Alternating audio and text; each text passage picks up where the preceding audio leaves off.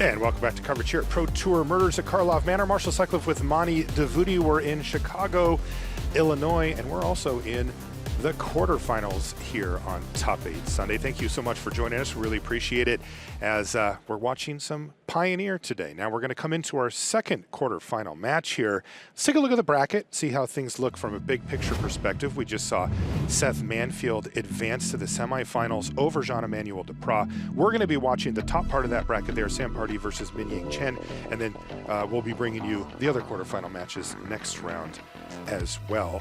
Head-to-head this time, though, Sam Pardee playing Rakdos Vampires versus Mingyang Chen on Lotus Field combo.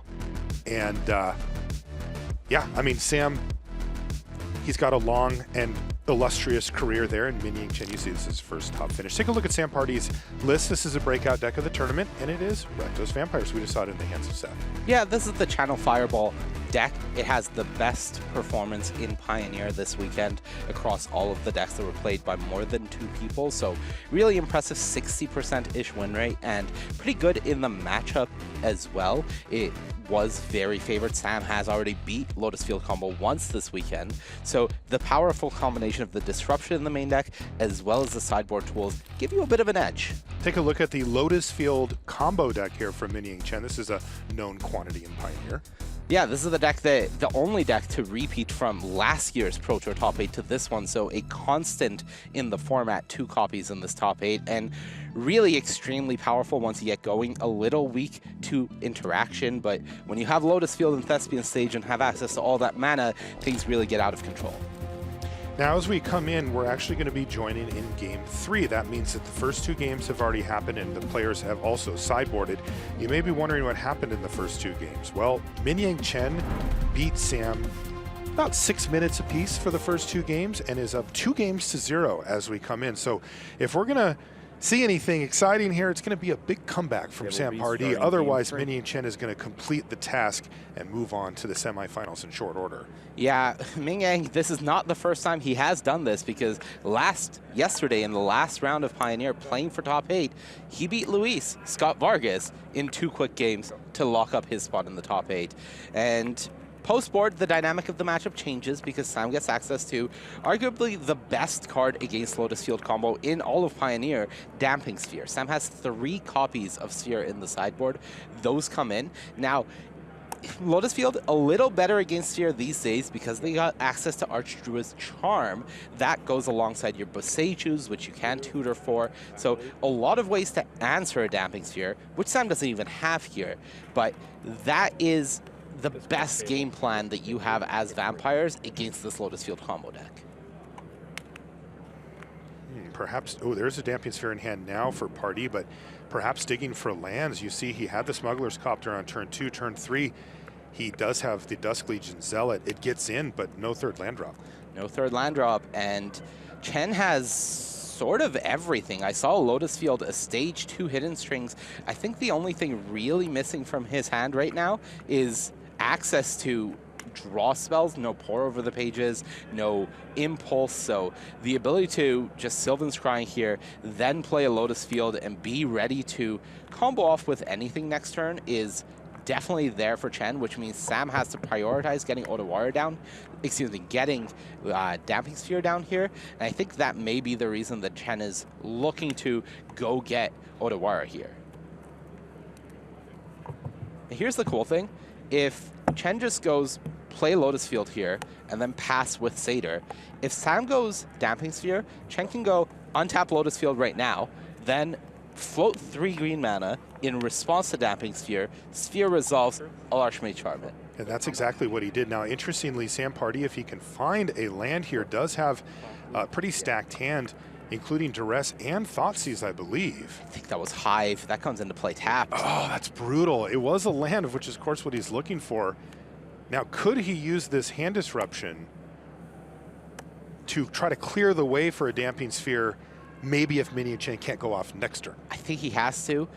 He has 2 pieces. I believe there's a Thoughtseize as well. There is, yeah. So this would be able to get rid of the Charm in Chen's hand. Okay. But creature. Chen is going to be proactive here with Archmage's Charm. Searching for a creature, and oh my. What was it? I think he's looking at Atraxa, just thinking, I can just use these hidden strings plus the Lotus Field and Thespian stage in my hand to just cast Atraxa potentially next turn. Wow. And there's not much the Sam will be able to do about it. I believe that Thoughtseize the Sam has could deal with it. Yeah, if he wanted to. It ended up being Fae of Wishes, it looks like. And those are the options. So all the answers to Damping Sphere, Otawara, and another Bosejuan had for Chen. So let's see. So Duress can only take hidden strings, so it already did. Yep. But I believe, yeah, Thoughtseize will follow up. Now, how important is this? I think you take Fae and leave Chen with no gas. And So you've got mana, yeah, but nothing to spend it on necessarily. Right. Okay. Well, I guess one top deck away there from Mingyang Chen. But as you mentioned, the Damping Sphere in hand for Pardee isn't going to be long for this world, even if he does get it on the battlefield. Yeah, and having that knowledge definitely helps because Sam can pivot. Sam can just say, I no longer have to value playing this Damping Sphere highly, maybe at all, and might just even discard it to the Smuggler's Copter, knowing that there's essentially zero cost for Chen to remove it. So we'll see exactly how Sam decides to play this, but certainly probably going to show some caution here. Okay. And that was Valged recovery to bring it back. Copy field, right? Yeah.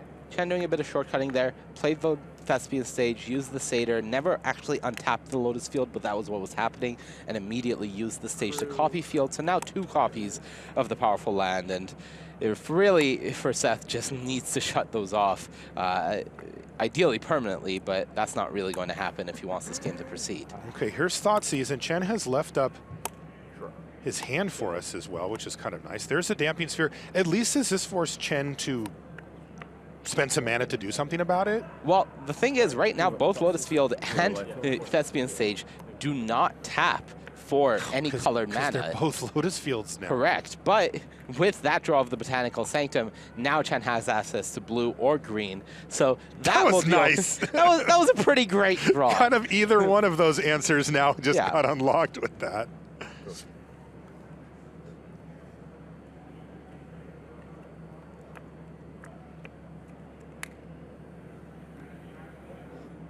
And Chen very close to being able to do sort of anything. Emergent Ultimatum off the top, live now.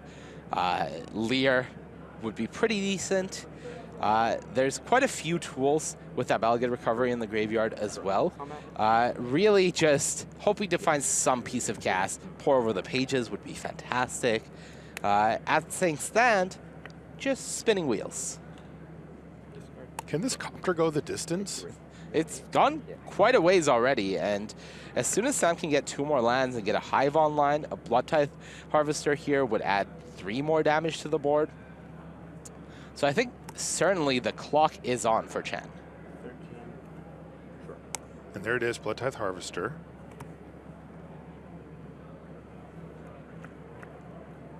I wonder what the preferred answer for the Damping Sphere is. It is Boseiju. I mean, Sam's been struggling with his mana. Yeah, it's weird because if you're Chen, you could Otawara it back to hand and then say, okay, I'll try to go off. If I don't, Sam will do it again next turn, and then I'll Boseiju it. And in that way, Sam doesn't get the extra land here to develop. But there's a certain level of comfort knowing that you get rid of it permanently, and then you can use this Otawara potentially as a survival tool. Just bouncing this Smuggler's Copter will give you an extra turn. In the previous line, Chen was basically hard committed to use both effects on Damping Sphere, and there's a big cost to that. Okay.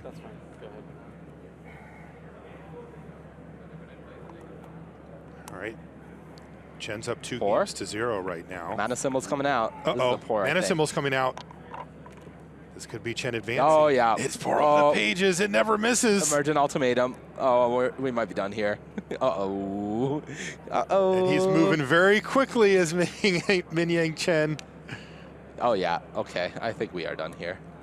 Is this going to be a quick 3-0 to dispatch of Sam Pardee? Man, Sam did so much this game. There's the black mana. And here we go. Emergent Ultimatum goes on the stack, and it, of course, is going to resolve, and you don't come back from this. It's really, really difficult. We were having this discussion yesterday, Marshall. Once Lotus Field is at this stage of the game, it's about a 95, 98% likelihood of closing out the game. You get Omniscience, you get Lear, you get another Pour. I think there's Dark Petition, and I think with these three, it's just actually GG. Sam can say, all right, you put the Dark Petition back in the deck, and I hope this Pour misses, and we know it's not going to. Man, Chen is just the CFB slayer. He knocked Luis out of the top 8 contention yesterday and put himself in, and now he's going to take care of Sam Pardee in the quarters. And we've seen the bracket, Marshall. If he wins this, you know who he's facing.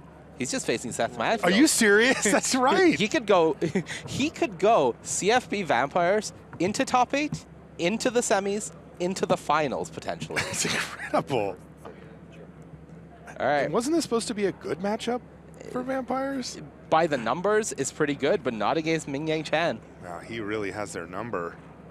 All right, here we go.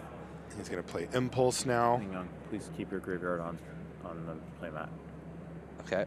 Sure. Just making sure we can see it. Chen, of course, trying to play quickly here, just get us moving along. Yeah, that'll do it. Second ultimatum. And here we go. Let's go. Sam says, look, you know, we're in the top 8. Go for it. You're about to end my Pro Tour. I just want you to do it. And I think it's going to be Recovery, Lear, and Dark Petition now. There's the Lear. There's another Pour, sure. Yeah, take our time. Yeah, because if you give Lear, the whole graveyard is live. Right. If you get Petition, it'll go get Lear. Either world, the game will essentially end here. That's right.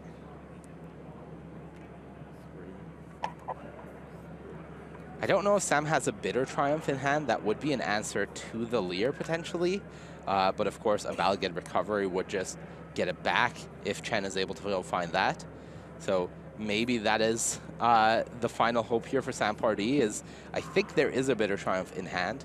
So maybe that'll do. But if Chen just goes Recovery the Fae here before anything, yeah, there was the a only Bitter spell, Triumph, yeah. that won't do it anymore. Once Recovery is on the stack, the Lear can go away. You have the Omniscience now, and you have instant speed spells to cast as well. So right. So now it's the whole graveyard. Everything's free. well, everything's free from hand. The graveyard still costs mana, which he has a lot of. Yeah, plenty of mana. You know, it's not great. Yeah. And you can just auto-wire your Lear back to hand and then play it again, and Sap's tapped out. I think it is well and truly over. Recovery resolves. How does it end? Approach, almost usually, yep. As you hear Chen just say approach, cast it. And that's going to do it. Mingyang Chen with the 3-0 victory over Sam Pardee. That is an impressive win for Chen. Great work. And keeping the combo dream alive here, moving on to the semis. Marshall, you and I have not gotten a chance to cast Chen's matches yet. This is the first time that we've seen him. Of course, he was on camera yesterday, but not us casting it. And that was really crisp, really impressive stuff. Just the understanding of what points matter, how to play to them, incredibly clean. And if I'm Seth Madfield, I'm going up to the other guys and going, yo, what happened? Yeah, no kidding. What do we do against this guy? Really great stuff from him, and he will advance, and we're going to get a chance to see him play against Seth. Yeah, the Vampire's Hope is still alive in the hands of Seth Manfield, but definitely a little terrifying if you're sitting in Seth's seat and looking at how those last 2 matches went, because Chen is showing a great understanding of this deck, and Lotus Field Combo, definitely one of the most powerful decks in the Pioneer format. Definitely, and he was showing off there. That was a clean victory, 3-0 sweep for Mingyang Chen. He's going to move on to the semifinals. With that, we're going to be taking a short break. When we come back, though, we'll be at the news desk. We've got Maria Cedric and special guest Nathan for a little reveal. We'll see you in just a little bit.